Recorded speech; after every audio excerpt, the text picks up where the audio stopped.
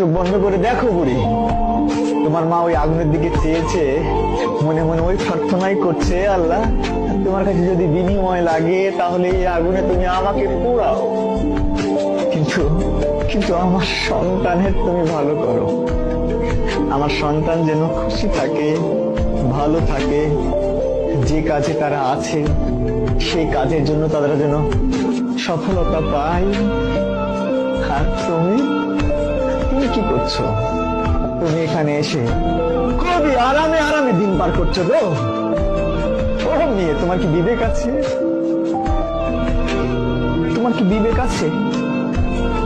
তুমি কি একবারও তাদের এই কন্ট্রিবিউশনটাকে সামনে আনতে পেরেছো?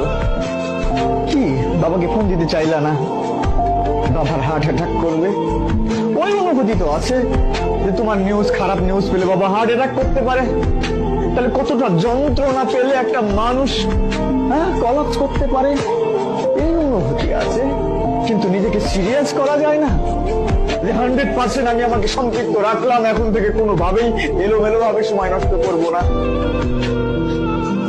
আমি নিজে বিশ্বাস করি, খুব করে বিশ্বাস করি, এখানে সবচেয়ে ভালো শিক্ষক দিলেও সব পেপার গুলো একদম হুবহু করছি, এখান থেকে হবে কোশ্চিন গুলো, এই ব্যাপারগুলো ইনশিওর করলেও